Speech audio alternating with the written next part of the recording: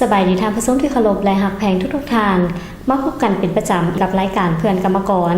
ส่งออกอากาศทุกวันศุกร์เวลา9:30 นาทีทางโทรภาพรัสตาสำหรับมื้อนี้จะนำเสนอข่าวกองประชุมสมัยสามัญเทื่อที่ 6 ของสภาแห่งชาติสุดที่ 8 เปิดขึ้นอย่างเป็นทางการและศูนย์กลางสหพันธ์กรรมบาลลาวปาฐกถาวันสร้างตั้งเมืองเวียงไสครบรอบ50 ปีพร้อมด้วยสร้างผู้ฝึกเวียกงานกรรมบาลลาวเชิญท่านที่ตามรับชมได้กองประชุมสมัยสามัญเทื่อที่ 6 ของสภาแห่งชาติสุดที่ 8 ได้ขึ้นอย่างเป็นทางการในวันที่20 พฤศจิกายน 2018 ที่ห้องประชุมสภาแห่งชาติโดยภายใต้การเป็นประธานของท่านนางปานียาทอตู้ประธานสภาแห่งชาติให้เกียรติเข้าร่วมโดยท่านบุญยังวรจิตเลขาธิการใหญ่ประธานประเทศแห่งสาธารณรัฐประชาธิปไตยประชาชนลาวท่านทองลุ้นศรีสุริตนายกรัฐมนตรีมีบรรดาการนำขั้นสูงภาครัฐอดีตการนำภาครัฐมีบรรดาท่านรัฐมนตรีรองรัฐมนตรีแขกรับเชิญและพร้อมด้วยสมาชิกสภาแห่งชาติเข้าร่วมในพิธีท่านนางปานียาทอตู้ประธานสภาแห่งชาติได้กล่าวสุนทรพจน์ไขของประชุมอย่างเป็นทางการซึ่งท่านได้ยกให้เห็นจุดที่พวกเขาจะต้องได้สวมใส่พิจารณาและตกลงเอา12ปัญหาสำคัญที่เป็นพื้นฐานให้แก่ประเทศชาติจากนั้นผู้เข้าร่วมกองประชุมได้รับฟังบทรายงานการเคลื่อนไหวปฏิบัติเวียกงานอันพ้นเด่นของรัฐบาลในระยะผ่านมาและทิศทางเวียกงานจุดสูงในต่อหน้าจากท่านทองลุ้นศรีสุริตนายกรัฐมนตรีแห่งสาธารณรัฐประชาธิปไตยประชาชนลาวจากนั้นท่านรองนายกรัฐมนตรีกระทรวงการเงินก็ได้ขึ้นรายงานเกี่ยวกับการจัดตั้งปฏิบัติแผนพัฒนาเศรษฐกิจสังคมแผนงบประมาณแห่งรัฐและแผนเงินตราระยะ9 เดือนแผนเวียกคาดคะเนการจัดตั้งปฏิบัติหมดปี 2018 ทิศทางแผนการประจำปี 2019 และบทรายงานการสรุปขาดตัวการจัดตั้งปฏิบัติแผนงบประมาณแห่งรัฐประจำปี 2017 และได้รับฟังรายงานการจัดตั้งปฏิบัติแผนการเคลื่อนไหวเวียกงานประจำปี 2018 และทิศทางแผนการประจำปี 2019 และบทรายงานผลการตรวจสอบบทสรุปขาดตัวการจัดตั้งปฏิบัติแผนงบประมาณแห่งรัฐประจำปี 2017 จากท่านนางเวียงทองศรีพันดรประธานองค์การตรวจสอบแห่งรัฐและบทรายงานเกี่ยวกับการกวดกาตามผลการตรวจสอบบทสรุปขาดตัวการจัดตั้งปฏิบัติแผนงบประมาณแห่งรัฐ 2015-2016 จากท่านบุญทองจิตมณีประธานองค์การกวดกาแห่งชาติพร้อมนี้คณะผู้แทนได้พร้อมกันประกอบความเห็นต่อบทรายงานดังกล่าวโดยเฉพาะเป็นประกอบความเห็นใส่บทรายงานของท่านนายกรัฐมนตรีมีคำถามเจาะจิ้มต่อบทรายงานของรัฐบาล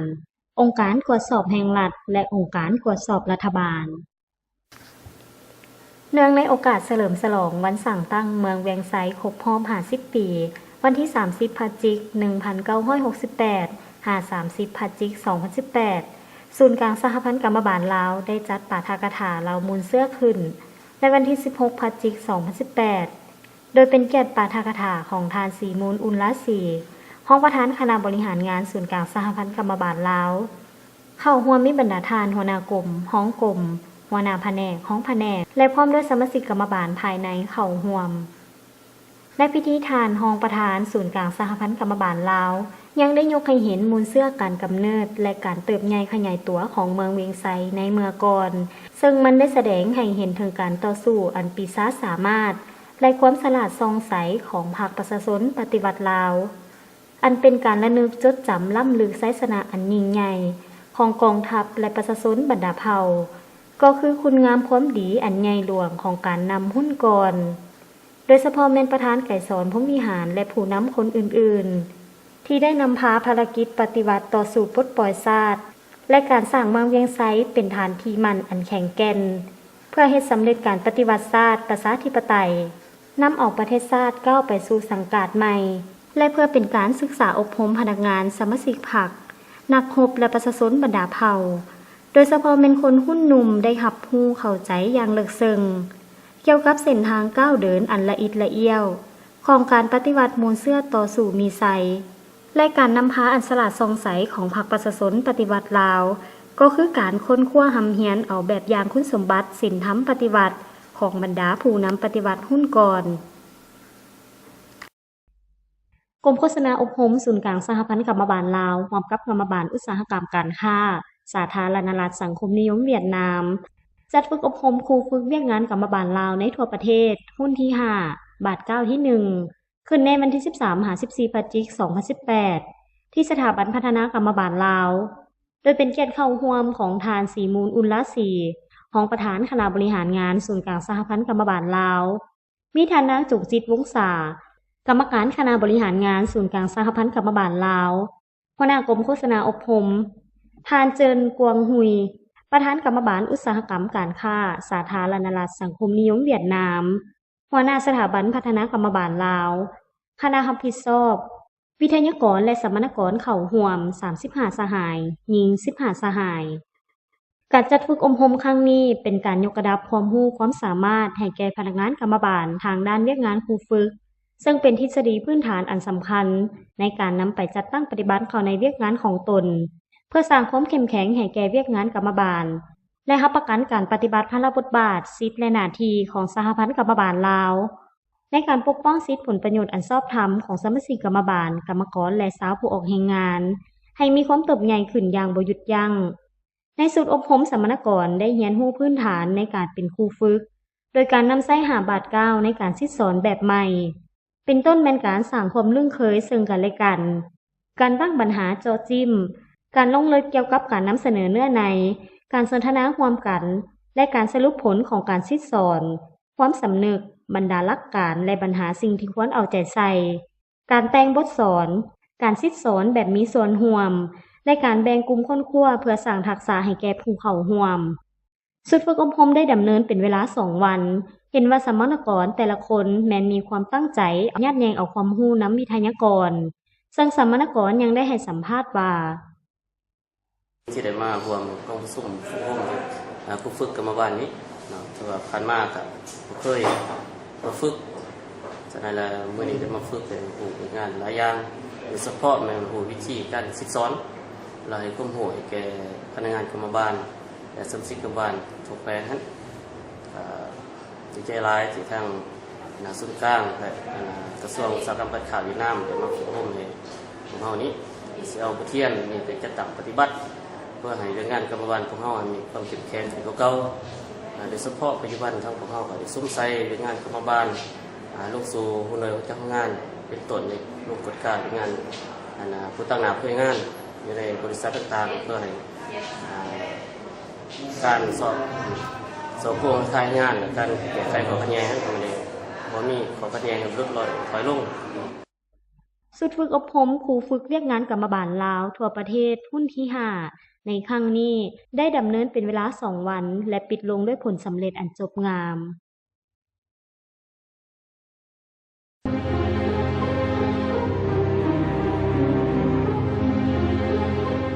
ความจำเป็นในการใส่เครื่องป้องกันแรงงาน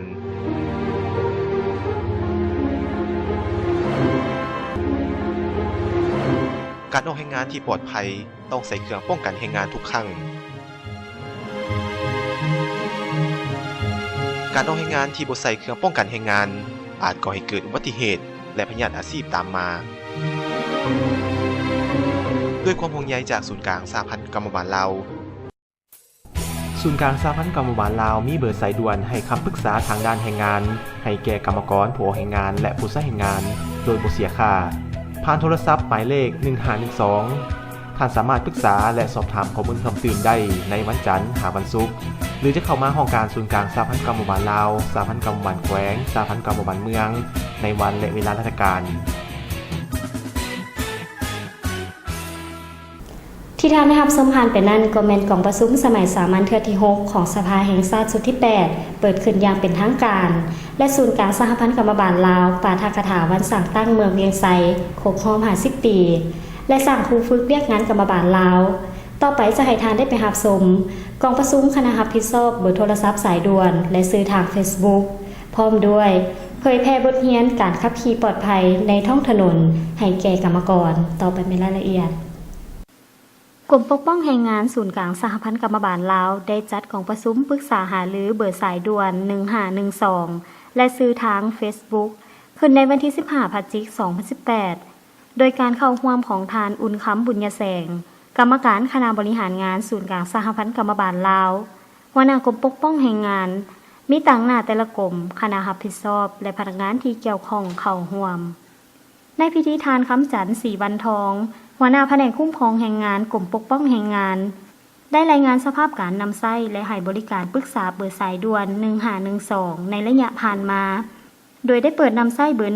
1512นับแต่วันที่17เดือนกรกฎาคม2017เป็นต้นมาและเห็นได้ว่ามีสมาชิกกรรมบาลกรรมกรและผู้ออกแรงงานโทรขอคำปรึกษาเกี่ยวกับเรียกงานกรรมบาลและด้านแรงงานจำนวน155คนหญิง44คนนอกนี้ยังมีซื้อทาง Facebook ของศูนย์กลางสหพันธ์กรรมบาลลาวโดยมีผู้ติดตามทั้งหมด 3,086 คนมีจำนวนผู้ส่งข้อความเข้ามาขอคำปรึกษา68คนหญิง32คนในของประชุมคณะรับผิดชอบยังได้พร้อมกันประกอบคำคิดคำเห็นแลกเปลี่ยนบทเรียนเพื่อนำไปปรับปรุงและพัฒนาในการบริการให้คำปรึกษาเบอร์สายด่วน1512ในการตอบสนองข้อมูลข่าวสารข้อมูลเกี่ยวกับเรียกงานกรรมบาลและด้านแรงงานให้แก่สมาชิกกรรมบาลกรรมกรและผู้ออกแรงงานลาวให้หลายขึ้นกว่าเก่าศูนย์กลางสหพันธ์กรรมบาลลาวได้ลงเผยแพร่บทเรียนการขับขี่ที่ปลอดภัยตามท้องถนนให้แก่กรรมกรอยู่โรงงานซังเต้2ในวันที่14พฤศจิกายน2018ในการลงเคลื่อนไหวโฆษณาเผยแพร่ข้อมูลการขับขี่ยานพาหนะและการนำใช้ทางหลวงที่ถูกต้องและปลอดภัยได้ยกให้เห็นภาระบทบาทขององค์การจัดตั้งกรรมบาลลาวในการปกป้องสิทธิผลประโยชน์อันชอบธรรมและการศึกษาอบรมการเมืองแนวคิดให้แก่สมาชิกกรรมบาลกรรมกรและสาวผู้แรงงานพร้อมทั้งนำเสนอการกักเกียมก่อนขับขี่เทคนิคการขับขี่ที่ดีกฎระเบียบการขับขี่ยานพาหนะตามท้องถนนเพื่อให้กรรมกรมีความเข้าใจและนำไปปฏิบัติกฎระเบียบอย่างเคร่งครัดเล็งใส่ลดพรการเกิดอุบัติเหตุตามท้องถนนเฮ็ดให้กรรมกรมีระเบียบวินัยในการปฏิบัติกฎระเบียบการสัญจรตามท้องถนนหลายขึ้น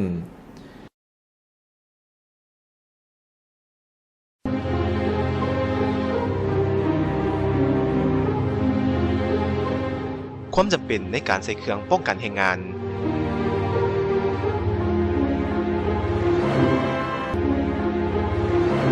การออกแรงงานที่ปลอดภัยต้องใส่เครื่องป้องกันแรงงานทุกครั้งการออกแรงงานที่บ่ใส่เครื่องป้องกันแรงงานอาจก่อให้เกิดอุบัติเหตุและพยาธิอาชีพตามมาด้วยความห่วงใยจากศูนย์กลางสหพันธ์กรรมบาลลาวศูนย์กลางสหพันธ์กรรมบาลลาวมีเบอร์สายด่วนให้คำปรึกษาทางด้านแรงงานให้แก่กรรมกรผู้ออกแรงงานและผู้ใช้แรงงานโดยบ่เสียค่าผ่านโทรศัพท์หมายเลข1512ท่านสามารถปรึกษาและสอบถามข้อมูลเพิ่มเติมได้ในวันจันทร์หาวันศุกร์หรือจะเข้ามาห้องการศูนย์กลางสหพันธ์กรรมบาลลาวสหพันธ์กรรมบาลแขวงสหพันธ์กรรมบาลเมืองในวันและเวลาราชการที่ท่านได้รับชมผ่านไปนั้นก็เป็นการเคลื่อนไหวเวียกงานของสหพันธ์กรรมบาลลาวจำนวนหนึ่งต่อไปจะให้บรรดาท่านได้ไปพักบนซื่นกับเสียงเพลงและรับชมสิ่งดีๆจากรายการกันก่อนและยามต่อไปจะให้บรรดาท่านได้ไปรับชมข่าวฝึกอบรมวิธีการเขียนข่าวที่เกี่ยวกับปัญหาการต้านการใช้ข้อมูลแห่งตัวแม่หญิงในสาธารณรัฐประชาธิปไตยประชาชนลาวต่อไปเป็นรายละเอียด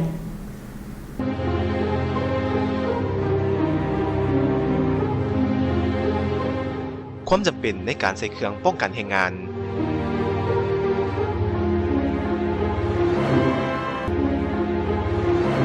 การออกแรงงานที่ปลอดภัยต้องใส่เครื่องป้องกันแรงงานทุกครั้ง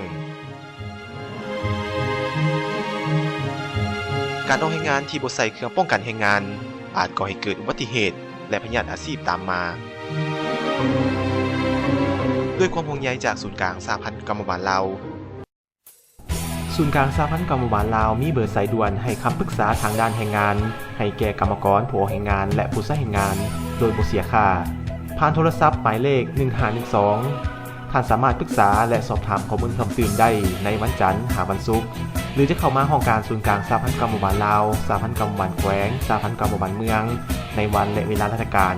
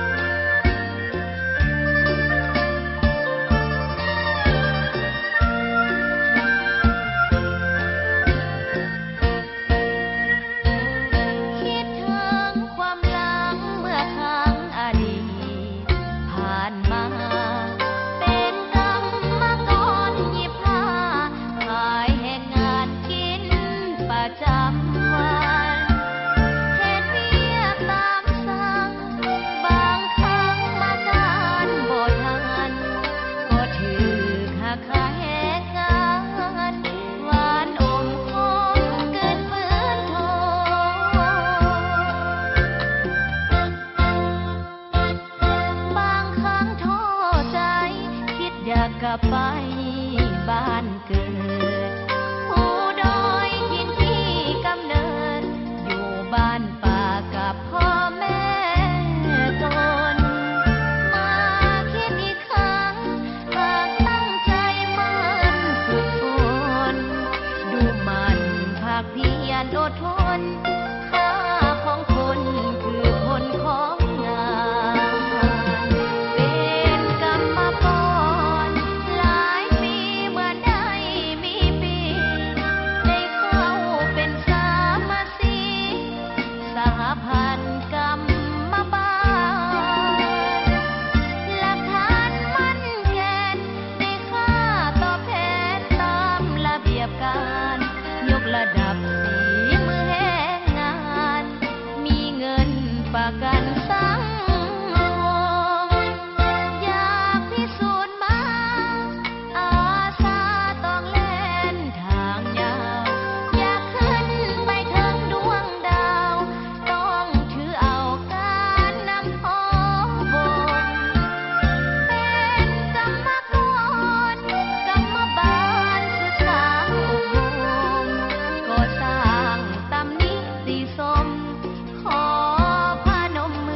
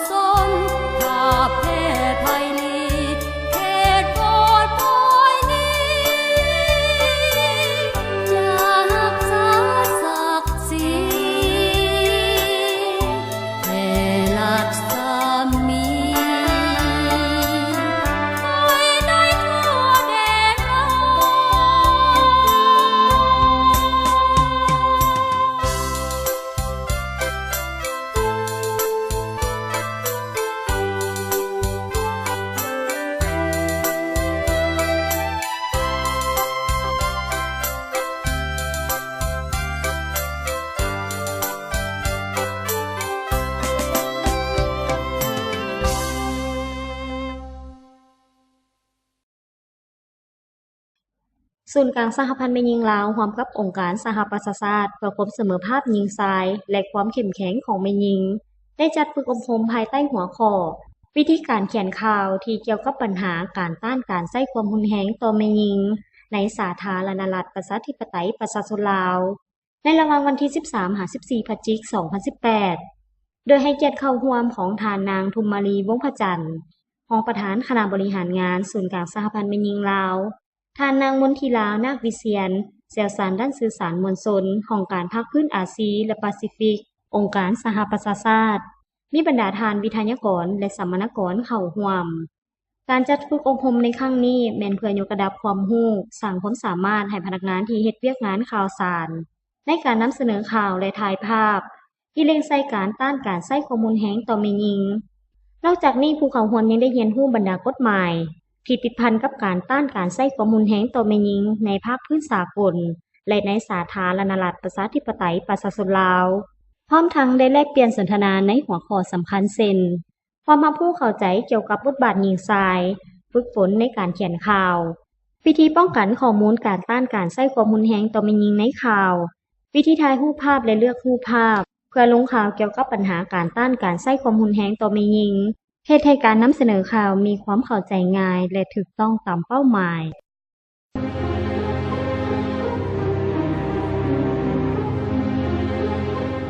ความจำเป็นในการใช้เครื่องป้องกันแรงงาน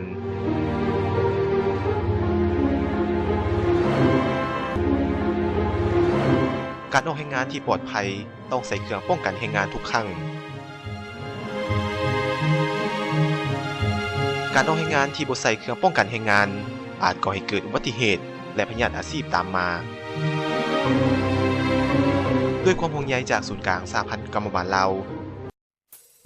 ศูนย์กลางสหพันธ์กรรมบาลลาวมีเบอร์สายด่วนให้คำปรึกษาทางด้านแรงงานให้แก่กรรมกรผู้ออกแรงงานและผู้ใช้แรงงานโดยบ่เสียค่าผ่านโทรศัพท์หมายเลข1512ท่านสามารถปรึกษาและสอบถามข้อมูลเพิ่มเติมได้ในวันจันทร์หาวันศุกร์หรือจะเข้ามาห้องการศูนย์กลางสหพันธ์กรรมบาลลาวสหพันธ์กรรมบาลแขวงสหพันธ์กรรมบาลเมืองในวันและเวลาราชการท่านผู้ชมที่เคารพมาฮอดนี้เวลารายการของพวกเราก็ได้หมดลงแล้วก่อนจากกันขออวยพรมายังพนักงานสมาชิกกรรมบาลกรรมกรและผู้ออกแรงงานจงพร้อมกันสร้างกระบวนการต้อนรับวันชาติที่2ธันวาครบรอบ43ปีและวันคล้ายวันเกิดฐานประธานไกรสอนพรหมวิหารครบรอบ98ปีพบกันใหม่ในวันศุกร์หน้าวันและเวลาเดียวกันนี้สำหรับมื้อนี้ผู้ดำเนินรายการพร้อมด้วยทีมงานขอลาท่านผู้ชมไปก่อนสบายดี